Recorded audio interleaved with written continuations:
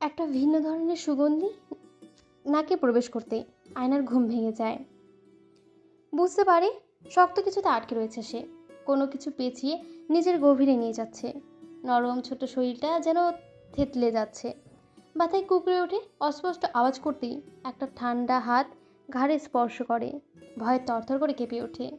ভয়ের মাত্রা বাড়িয়ে তুলতে কানের লতিতে নরম ঠোঁটের বেপরোয়া স্পর্শে সঙ্গে ভরাট কণ্ঠে ভেসে আসে, গুড মর্নিং মেরি জান। আমার নিজস্ব জগতে তোমার সুন্দর সকাল। বড় বড় চোখে তাকাতে চায়, কিন্তু সঙ্গে সঙ্গে একটা বিশাল পুরুষালী শৈলে চাপে থেমে যায় কুচকে কালো রঙের বিছানার সঙ্গে। ঘরের প্রতিটি জিনিস কুচকুচে কালো, বিছানা চাদর, কমফোর্ট, দেওয়ালের কুশন, পর্দা, সব কিছু। বুঝতে অসুবিধা হয় না কোথায় এসে পড়েছে সে। হুট করে মনে পড়ে শেষ রাতে তাণ্ডব। ভয়ে শরীর থরথর করে কাঁপতে থাকে, নিঃশ্বাস ভারী হয়ে আসে। আবারও বেপরোয়া স্পর্শ পেতে কেঁদে ওঠে মেয়েটা। ইরফান নেশারও দৃষ্টিতে তাকায়। মেয়েটার রক্তিম গাল, পাতলা ঠোঁট, লালিত নাক, উফ, মাথায় আগুন ধরিয়ে দেয়।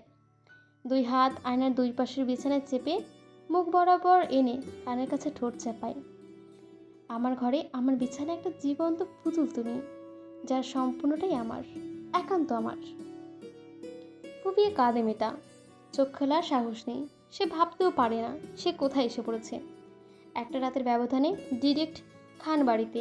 তার চেয়েও ভয়ঙ্কর, ইরফান খানের কক্ষে তার ওর সাথে লিফটে আছে। ভয়ে বুকে ব্যথা উঠে গিয়েছে তার। ওপেন ইউর আইস মেনি চান। ভয়ে আরও গুটিয়ে যায় সে। ইরফান ঘাড়ে নাক চেপে নাকে নাক ঘষে। আমি পৃথিবীর চোখে আমার জন্য ভয় দেখতে চাই, শুধু তুমি ব্যতীত।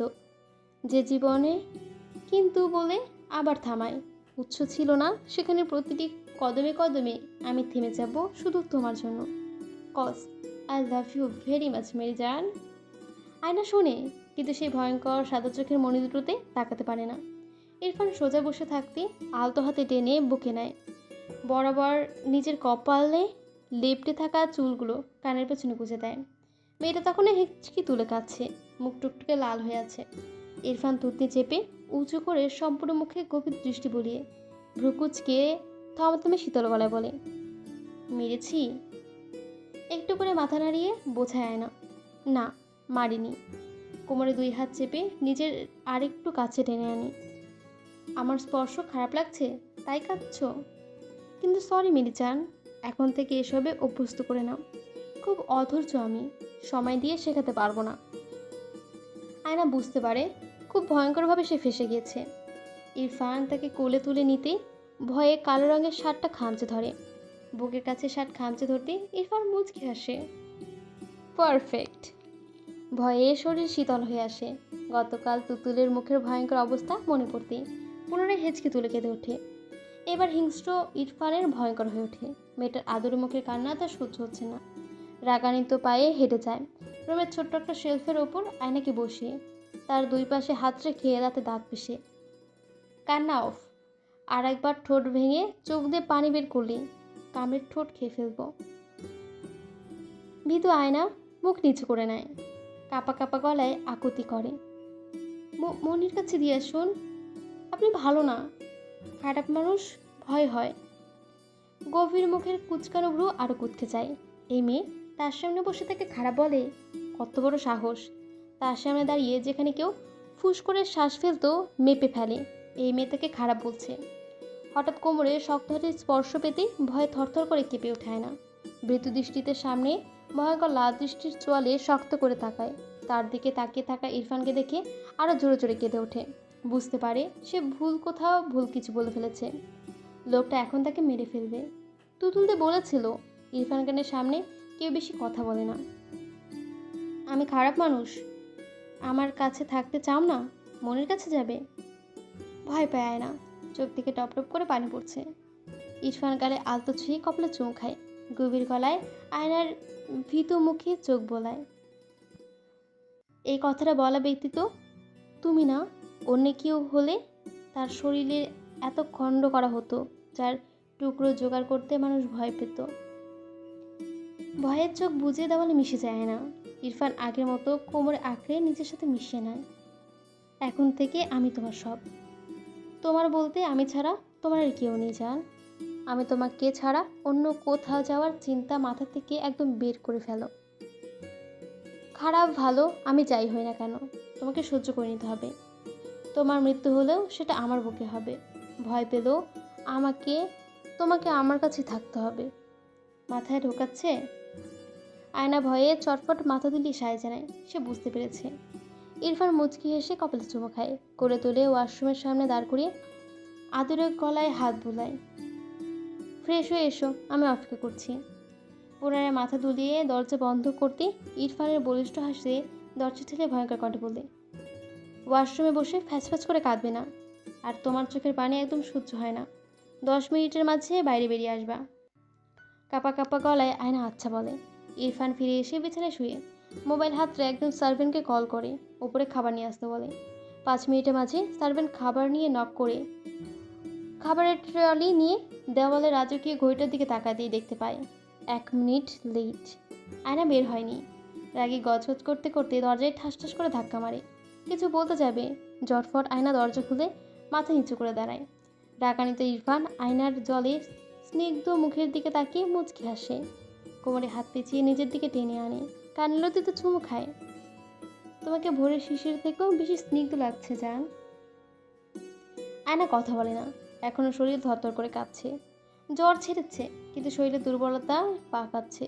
হাঁটু ভেঙে পড়ে যেতে নিলে ইরফান কোলে তুলে নেয়, সোফায় বসিয়ে কাছের টেবিল থেকে টিস্যুর বক্স তুলে সেখান থেকে টিস্যু নিয়ে আয়নার ভেজা মুখ মুছিয়ে দেয়।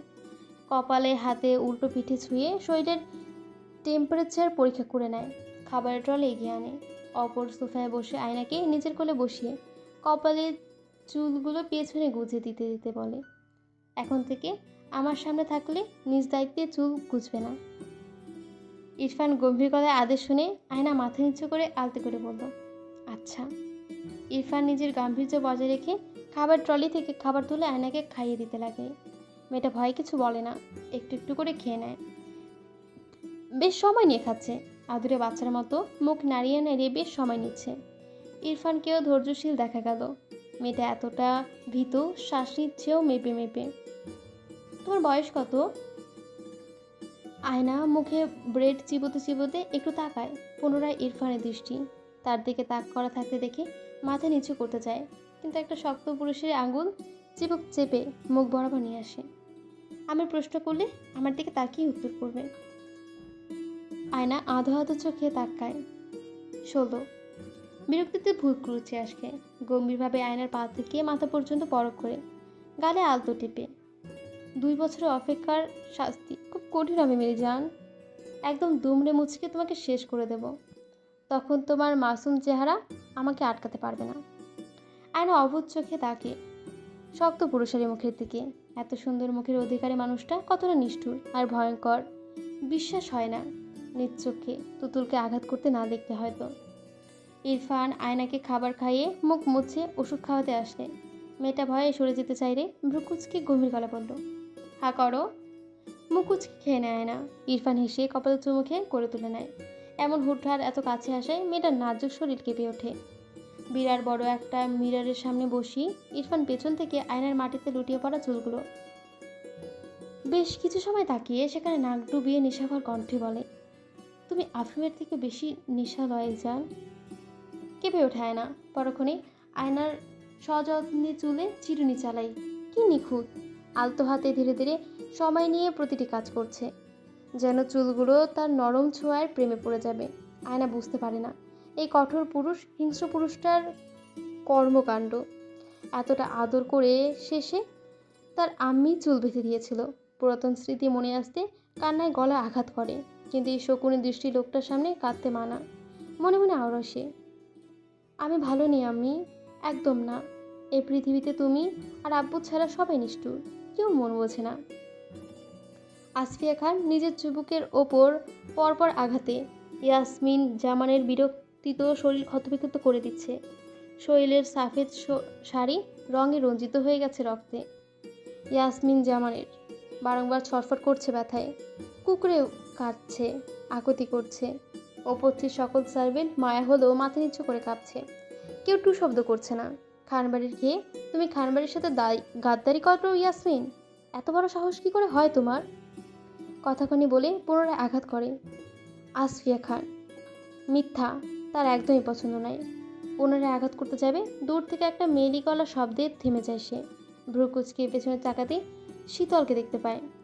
ইরফানের শক্ত ভয়ঙ্কর দৃষ্টি থমকে যায় সেখানে, হাতের চাবুক মাটিতে পড়ে যায় সঙ্গে সঙ্গে। ইরফানের শক্ত হাতের মুঠোয় আয়নাকে চোখে পড়ে।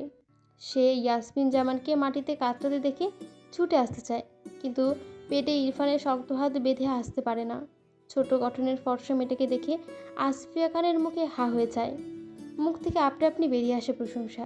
ছেলে যে তা পছন্দ করবে তা তিনি পূর্ব থেকে জানত, কিন্তু যেই ছেলে লাশের বর্ণা বসায় সেই ছেলে পাগলের মতো করে মেয়েকে চাইতে পারে সেটা সন্দেহ ছিল।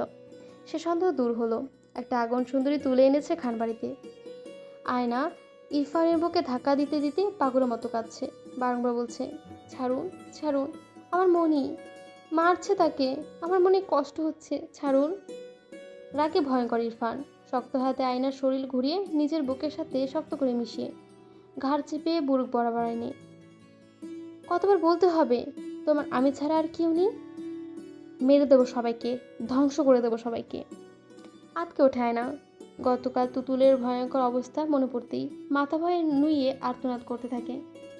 না না, আর বলবো না, সত্যি বলছি আর বলবো না। ছেড়ে দিতে বলুন না। কি করেছে মনি? তাকে মারতে মানা করুন। ইরফান শান্ত হয়, আলতো হাতে আয়নার চোখের পানি মোছে। মিথ্যে বলেছে তোমার মনি, আমার থেকে তোমাকে লুকিয়েছে, তার শাস্তি মৃত্যুদণ্ড। আয়না ফুফিয়া কাঁদে। মেয়েটা এবার শরীর ছেড়ে দিতে চায়। ইরফান শক্ত হাতে বুক চেপে ধরে বাঁকা হেসে হিসে বলে, তুমি চাইলে তোমার মনি বাঁচতে পারে, তুমি তাকে বাঁচাতে পারো। আয়না ভেজা বড় বড় দৃষ্টিতে তাকায়। ইরফান সে নেশালো চোখে তাকিয়ে আবারও গভীর প্রেমে পড়ে। দুই চোখের পাতায় চুমে খেয়ে কানের লতিতে হালকা স্পর্শ করি। ফিসফিস করে বলে, কি শুনবে? আয়না ছটফটে মাথা তুলিয়ে। পৃথিবীর সম্পর্কে এসে বড্ড অবুঝ আর অসহায়। যাদের আঁকড়ে ধরে বাঁচতে চায় তারা তাকে ছেড়ে চলে যায়। এতক্ষণ পড়ছিলাম বিষাক্তমে আসক্তি, লিখেছেন সোরায়া আক্তার মিম, সিজন 2, পর্ব 7। ভালো লাগলে অবশ্যই লাইক কমেন্ট এবং সাবস্ক্রাইব করে দেবেন। আজকে গল্পটা শোনার জন্য অসংখ্য ধন্যবাদ।